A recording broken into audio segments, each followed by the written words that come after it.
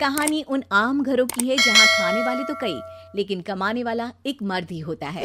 बावजूद इसके उससे उम्मीदें कम नहीं होती। देखिए जी, सामने वाले वर्मा जी कैसी अच्छी तरह से सफाई करते हैं छुट्टी वाले दिन अपने घर की, और एक आप हैं। अरे यार, उनके पास कार है, ऑफिस पास में है और हफ्ते में 2 दिन की छुट्टी होती है, तो फर्क तो पड़ता है ना। मेरी तो शादी ही गलत हो गई।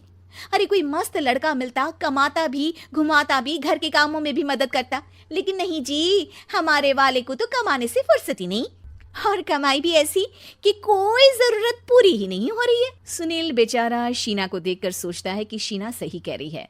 देखने में सुंदर है, घर का सारा काम कर लेती है, उसे तो कोई भी अच्छा लड़का मिल सकता था। क्या सोच रहे हैं? भागने का इरादा तो नहीं है? अरे नहीं मेरी प्यारी बीबी, मैं तो नहीं, पर डर है कि तुम नहीं कहीं भाग जाओ मुझे छोड़कर। शीला सुनील के मुंह से प्यार भरी बात सुनकर मुस्कुराती है। आप भी ना। सुनील एक दिन ऑफिस से घर आता है कि तभी शीना कहती है, सुनिए जी, वो मेरी सहेली आई थी, सारा दिन वो लोग यहीं थे, अब जा रही थी तो मैंने कहा नहीं नहीं, मेरे पति छोड़ आएंगे ना तुम्हें, तो रोक लिया मैंने। सुनील थोड़ी देर कुछ सोचता है, फिर कहता है, ठीक है, मैं कपड़े चेंज करके आता हूँ। अरे तेरे पति को तो लग रहा है कि अच्छा नहीं लगा। अरे नहीं नहीं, ऐसी कोई बात नहीं है, रुको मैं अभी उन्हें घर के कपड़े देकर आती हूँ। शीना अंदर जाती है जहां सुनील पलंग पर लेटा होता है। अरे क्या मजाक है, वो कह रही है कि आपने मुंह बना लिया।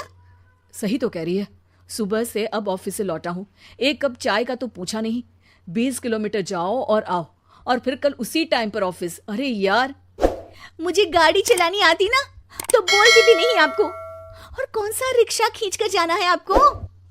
सुनील अब क्या बोलता। रात देर से आता है और सो जाता है। अगले दिन शरीर दर्द हो रहा है। अरे तो मत जाओ ना ऑफिस, चलते हैं ना मार्केट घूमने, फिर पिक्चर देखेंगे और रात में खाना खाकर घर वापस।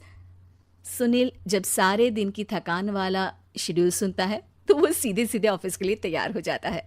अब आए दिन शीना की डिमांड बढ़ती ही चली जाती है और सुनील उसको पूरा भी करता, लेकिन एक दिन, ए जी मेरा भाई आ रहा है, उसे 2 लाख रुपए की जरूरत है। हाँ तो मैं क्या करूँ शीना, मेरे पास इतने रुपए नहीं है। हाँ हाँ पता है नहीं है, लेकिन किसी से लेकर तो दे सकते हो ना। अरे मैं किससे मांगू, मेरे तो जानने में भी कोई नहीं है जिसके पास इतनी बड़ी रकम हो। तभी वहां शीना का भाई शीनू आ जाता है। जीजा जी कैसे हैं आप? अब मैं ठीक हूँ शीनू, अचानक इतनी बड़ी रकम की जरूरत कैसे पड़ गई? अरे जीजा जी, वो बिजनेस शुरू किया ना तो उसके लिए पैसे की जरूरत है, काफी हो चुका है, थोड़ा पैसा बचता है तो मैंने सोचा आपसे ले लूं।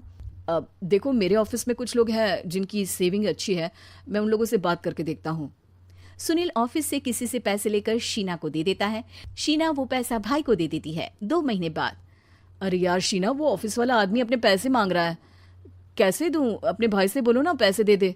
अरे हाँ हाँ दे देगा, कहाँ भागा जा रहा है, आप उनको बोल दो कि दे देंगे। थोड़े दिन बाद, शीना, वो आदमी मुझसे आज भी पैसे मांग रहा था यार, मैं तंग आ गया हूँ, ऑफिस जाते ही सामने उसका चेहरा दिखता है, क्या बोलूं, बार बार पैसे मांगता है। अच्छा मैं शीनू को फोन लगाती हूँ, बात करके देखती हूँ। शीना भाई को फोन करती है लेकिन वो फोन उठाता ही नहीं। लगता है भाई कहीं ऐसी जगह है जहाँ नेटवर्क की समस्या होगी। सुनील अगले दिन दोपहर को ही घर आ जाता है। उसका चेहरा उतरा और परेशान सा होता है, वो रोने लगता है। अरे क्या हुआ जी, आप इतना परेशान क्यों हैं? सब ठीक तो है ना? अरे नहीं शीना, कुछ ठीक नहीं है, मैं ठीक नहीं हूँ। तुम्हारे भाई के लिए मैंने जो पैसे लिए थे, उस आदमी ने आज भरे ऑफिस में सबके सामने मेरी बेइज्जती कर दी। सबके सामने आज मैं कर्जदार बनकर खड़ा था। मैंने हर वो प्रयास किया घर चलाने के लिए जो मैं कर सकता था, लेकिन अब नहीं होगा। वो फिर रोने लगता है।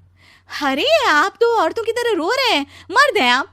क्यों, आदमी के सीने में दिल नहीं होता, या फिर वो इंसान नहीं मशीन होता है? अरे मैं थक चुका हूँ शीना, तुम समझती क्यों नहीं? मैं भी शारीरिक और मानसिक रूप से थकता हूँ, मैं भी आराम करना चाहता हूँ, सुकून चाहता हूँ। मैं अब कुछ नहीं कर सकता। कुछ नहीं। वो बैठ जाता है। शीना पति को हैरान परेशान देखकर चुप हो जाती है। अगले दिन, सुनिए ये लीजिए 2 लाख रुपये, उस आदमी को दे दीजिए और बोल दीजिए कि आज के बाद किसी को पैसे के लिए बेइज्जत ना करे। सुनील पैसे देखकर राहत की सांस लेता है। अरे शीना, तुमने तो मेरा बहुत बड़ा काम कर दिया, अब मैं शान से ऑफिस जा सकता हूँ। लेकिन ये पैसे आए कहाँ से? ये पैसे मैंने अपने गहनों को गिरवी रख कर लिया है। तुम ठीक रहो, निश्चिंत रहो, मैं बस यही चाहती हूँ। मुझे माफ़ करना, पर अब मैं समझ चुकी हूँ कि मर्द को भी दर्द होता है।